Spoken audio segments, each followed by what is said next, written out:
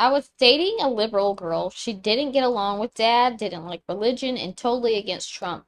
I am a moderate and agree with Trump on a lot of things. Should I stay away from liberals? Well, what I've noticed, especially some of my liberal friends and even my parents' liberal friends, is, after Trump got elected, it's people on the left think they're experts in everything. Every single issue, they believe they're an expert and they're 100% right, and you're an absolute moron if you don't think the same way. And, as Master Yoda said, only a Sith deals in absolutes. And so if she's not flexible, if she thinks she's right on everything, I wouldn't want to deal with that. Because as Roger Simon said, modern liberalism is based upon lying. And it begins with lying to the self. So it's pretty hard to have an easy and effortless relationship with somebody that's lying to themselves. I just saw when I was at lunch, PBS, supposed news organization, NPR, you know, um, put out a story saying the Trump administration is basically trying to rewrite the 2016 election and say that the Russians did not interfere in the 2016 election. And that is true because the documents have been declassified. Tulsi Gabbard, the director of national intelligence, just released in the last 2 weeks the paper trail from the Obama administration and the CIA saying we don't have any concrete evidence that Russia was trying to help Trump or Trump is an agent of Russia. But yet, John Brennan, Barack Obama, Susan Rice, everybody in Obama's administration covered that up and then publicly maintained the lie that there was a connection, even though the analysts said they couldn't find it. So they were lying.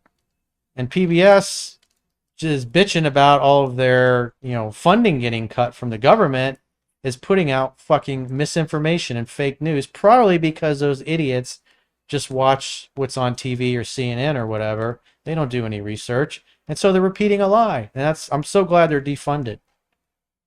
Totally fucking incompetent. The documents are out there for everybody to see.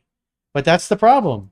They believe they're right on everything. And if you're dating a liberal woman and she thinks she's right on everything, that gets really fucking tiring. Because, when somebody's been demoralized and they've adopted the Marxist worldview, facts, data, doesn't matter to them. They won't listen to it. Do you think it's possible to have a successful relationship with a woman who has a toxic and overbearing mother who dislikes you? It's not, I can tell you, as a kid who grew up in a family where both sides of the family didn't like each other, it's not a lot of fun. It wasn't good for the holidays. It really sucked. So, especially if you're thinking about having a family or having kids, if you don't like the parents don't like you, you're probably not going to want the parents co-parenting and being grandparents. So it might be best to go find somebody who has a family that likes you and welcomes you and wants you to be a part of their family. That's always been my experience. But, everybody's always loved me. Yeah, never had that problem. Oh, we talked about this a couple things ago. It's because you're quiet, so they get kind of unsure of you. Oh yeah. They must hate me on a first date. This girl's boring. She's not talking. I feel like the right guy gets me to open up and talk a lot, though. If you don't know how to hold a conversation, then Well, how many obviously. like mothers and have you met like that didn't were like, I don't know About me. yeah. That what? It's the what? A mommy's a He mommy. He she was the was a mommy's boy? Yeah. oh Yeah. So So nobody was good enough for her boy. yeah, This basically was a guy that didn't work either. the recent Oh, ex. yeah. So she Yeah. just wanted to take care of him, and she looked at you as somebody that was, basically interrupting her quality time with her son. Yeah. Were they divorced, the parents? Yeah. Oh, yeah, that makes She sense. didn't have a husband or anything Oh, like yeah. that. She doesn't want her son to leave her.